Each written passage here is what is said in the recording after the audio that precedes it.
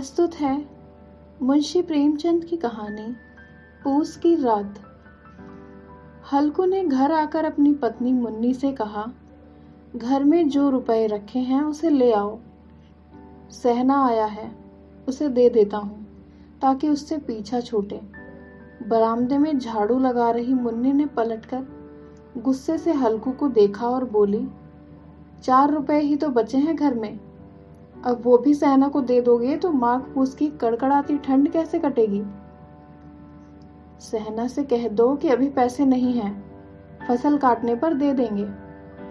हल्कू एक घड़ी सोच में पड़ गया कि मुन्नी की बात भी सही है, कंबल के बिना ठंड काटना मुश्किल हो जाएगा। लेकिन हल्कू उस अड़ियल सहना को जानता था, वो पैसे लिए बिना जाएगा नहीं।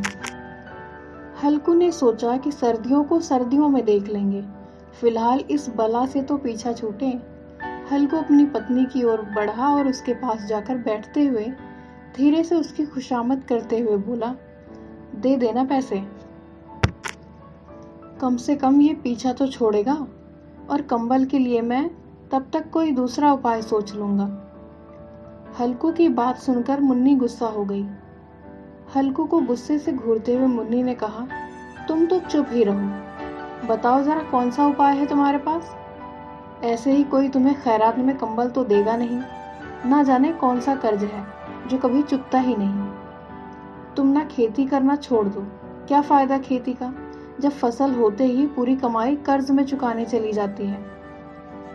तुम्हें जो सही लगता है तुम करो, लेकिन मैं तो एक पैसा नहीं दूंगी। मुन्नी को गुस्से से लाल होता देख हल्कू उदास हो गया और धीमे से बोला, तो क्या मैं उसकी गाली खाऊं। उसकी बात सुनकर मुन्नी का मन पसीज गया और आवाज में थोड़ी नमी लाते हुए वो बोली, ऐसे कैसे वो गाली देगा, क्या उसका राज चलता है यहाँ। मुन्नी जानती थी कि हल्कू की बात में कड़वी सच्चाई है, इसलिए वो उठी और चुपचाप कमरे से रुपए निकाल कर ले आई और हल्कू को थमाते हुए बोली, मैं फिर कह रही हूँ, तुम ये खेती बाड़ी छोड़ दो। मजदूरी करोगे तो कम से कम किसी की सुननी तो नहीं पड़ेगी और 2 वक्त का खाना तो नसीब होगा। मुन्नी की बात सुनकर हल्कू चुपचाप सिर झुकाए रुपए लेकर बाहर चला गया। हल्कू उन 3 रुपए की अहमियत जानता था जिसे उसने पाई पाई जोड़कर कंबल खरीदने के लिए जमा किए थे। सहना को रुपए थमाते हुए हल्कू के हाथ कांपने लगे, जैसे वो सीने से अपना दिल निकालकर सहना की हथेली में रख रहा हो। वक्त बीतता गया और पूस की वो कड़कड़ाती सर्दें रातें भी आ गई। आसमान में जैसे चांद तारे भी ठंड से ठिठुरते हुए लग रहे थे। हल्कू अपने खेत के किनारे बांस व पत्तों से बनाई मचान के नीचे पुरानी सी चादर ओढ़े कंपकपाते हुए बैठा था और साथ में उसका कुत्ता जबरा भी उसके साथ था, जो सर्दी के कारण बार बार कूं कूं की आवाज निकाले जा रहा था। ठंड इतनी ज्यादा थी कि दोनों की आंखों से नींद कोसों दूर थी। सर्दी से खुद को बचाने के लिए हल्कू ने अपनी गर्दन को घुटनों से सटाते हुए अपने कुत्ते की ओर देखते हुए कहा, जब पता था कि यहाँ इतनी ज्यादा ठंड है तो क्यों मेरे पीछे पीछे खेतों में आ गया। घर में होता तो कम से कम 4 दीवारी में इतनी ठंड तो न लगती। अब पड़े रहो ठंड में यहाँ। अब जबरा शांत हो गया था, शायद उसे पता चल गया था कि उसके मालिक को कूं कूं की आवाज से नींद नहीं आ रही है। इसके बाद हल्कू गर्दन को घुटनों पर सटाए सोचने लगा, सब किस्मत किस्मत की बात है। हम यहाँ ठिठुरते हुए रात काट रहे हैं और वो पैसे वाले बिना कुछ किए ही मजा लूट रहे हैं। इसके बाद हल्कू ने चिलम भरी और ठिठुरते हुए उसे पीने लगा। हल्कू ने अपने कुत्ते जबरे को देखा और कहने लगा, आज ये रात किसी तरह काट ले, कल मैं तेरे लिए यहाँ पुआल बिछा दूंगा, तब ज्यादा ठंड ना लगेगी। हल्कू वहीं जमीन पर लेट गया और सोचा कि कुछ देर के लिए आंख मूंद कर सो लूं। लेकिन जैसे ही उसने आंख बंद की, ठंड की चुभन जैसे पूरे शरीर में सुइयां चुभोने लगी। कुछ देर करवट बदलने के बाद हल्कू पूस की रात को कोसते हुए उठकर बैठ गया। जब सब कुछ करने के बाद भी ठंड जाने का नाम नहीं ले रही थी, तो हल्कू ने पास बैठे अपने कुत्ते को उठाया और उसे गोद में लेकर लेट गया। ठंड से बचने के लिए जबरे के शरीर से आ रही दुर्गंध को भी हल्कू ने नजरअंदाज कर दिया।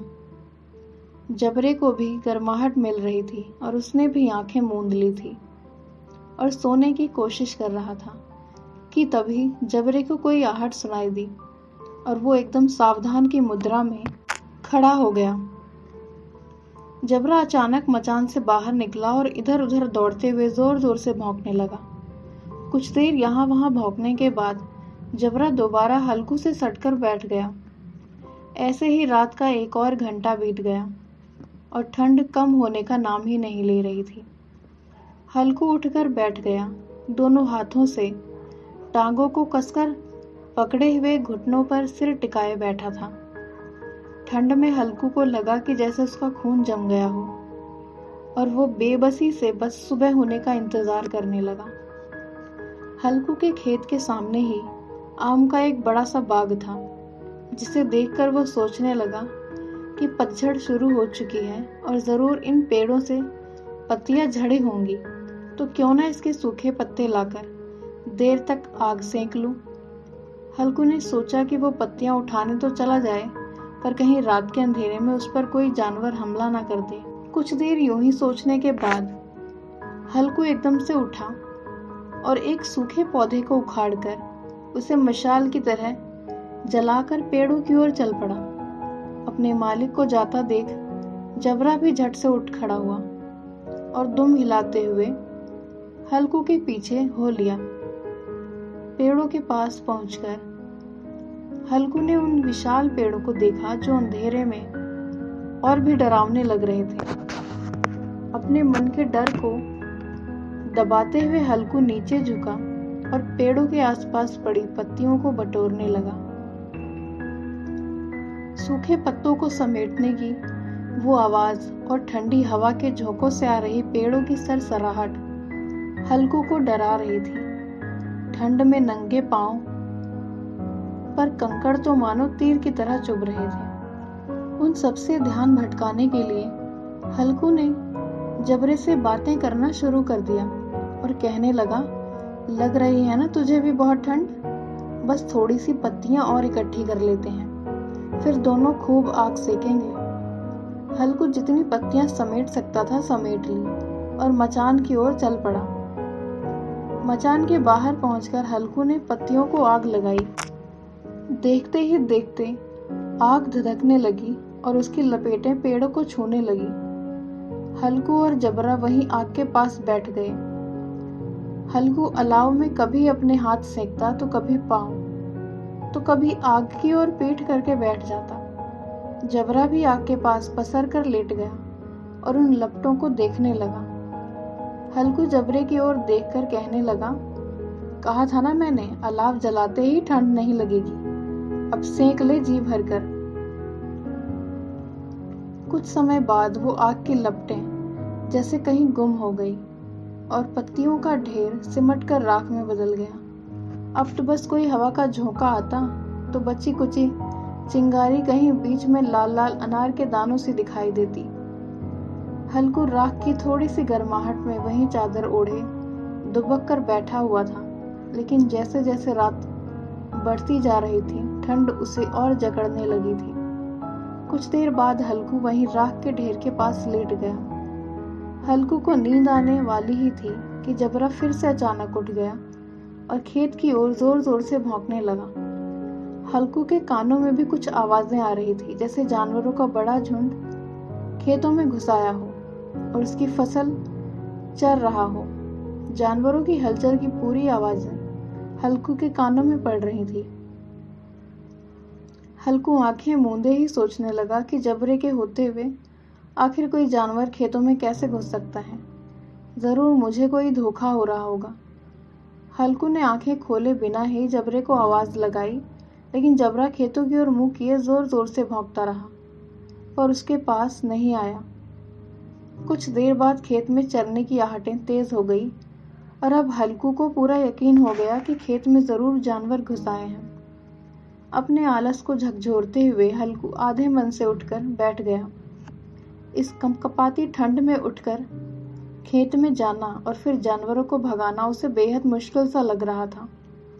हल्कू वहीं बैठकर जबरे को आवाज देने लगा। हल्कू की आवाज सुनकर जबरा और भी जोरों से भौंकने लगा। खेतों में नीलगाय का झुंड घुस आया था, जो पूरी तैयार फसल को चरने के साथ ही उसे तहस नहस किए जा रहा था। जबरा अपना गला फाड़ फाड़ कर भौंके जा रहा था, जैसे उन्हें वहां से चले जाने को कह रहा हो। इस बार हल्कू ने पक्का इरादा करते हुए खुद को समझाया और चादर को शरीर पर लपेटते हुए खेत की ओर जाने के लिए कदम बढ़ाने लगा। हल्कू कुछ कदम ही चला था कि अचानक तेज हवा के झोंके ने उसके कदम रोक लिए। हल्कू को ऐसा लगा कि जैसे किसी ने सैकड़ों सुइयां उसके शरीर में चुभो दी हों और उसका पूरा शरीर अकड़ गया हो। हल्कू दौड़ता हुआ राख के ढेर के पास लौट आया और पास पड़ी लकड़ी से उसे कुरेदने लगा ताकि उसके शरीर को कुछ तो गर्माहट मिले। जबरा खेतों के पास भौंकता रहा और हल्कू उस राख के ढेर के पास सिकुड़ कर बैठा रहा, जैसे उसे किसी ने जकड़ रखा हो। नील गाय के झुंड ने देखते ही देखते पूरे खेत को तहस नहस कर दिया। हल्कू उसी राख के ढेर के पास चादर ताने सो गया और जानवरों के जाने के बाद जबरा भी हांफते हुए हल्कू के पास आकर बैठ गया।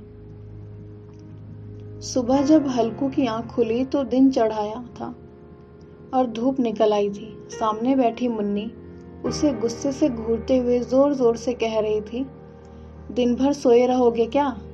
उठकर देखो तो सही, जानवरों ने पूरी फसल का क्या हाल कर दिया। अब हम क्या करेंगे? तुम्हारे रात में खेत में होने का क्या फायदा? अगर चादर तानकर सोना ही था तो घर पर पड़े ही रहते। मुन्नी को चुप होते ना देख हल्कू धीरे उठा और उससे पूछा, क्या तुम खेत से होकर आ रही हो? क्या सच में हमारी पूरी फसल तबाह हो गई है? मुन्नी ने गुस्से से जवाब देते हुए कहा, हाँ, सब कुछ खत्म हो चुका है, हम तबाह हो चुके हैं।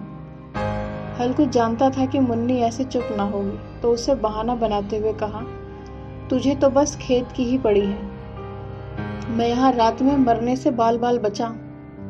रात को मेरे सीने में इतना तेज दर्द उठा कि मैं हिल भी ना पाया।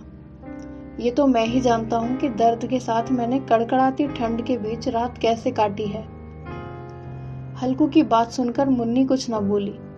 फिर दोनों खेत के पास आ गए और बुरी तरह रौंदे हुए खेत को देखने लगे।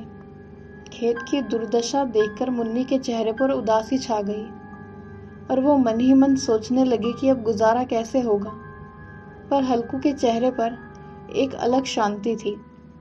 मुन्नी ने चिंता जताते हुए हल्कू से कहा, लगता है अब मजदूरी करके ही दिन काटने पड़ेंगे। हल्कू ने चेहरे पर हल्की सी मुस्कान बिखेरते हुए कहा, चलो, कम से कम अब इन सर्द रातों में यहाँ सोना तो नहीं पड़ेगा।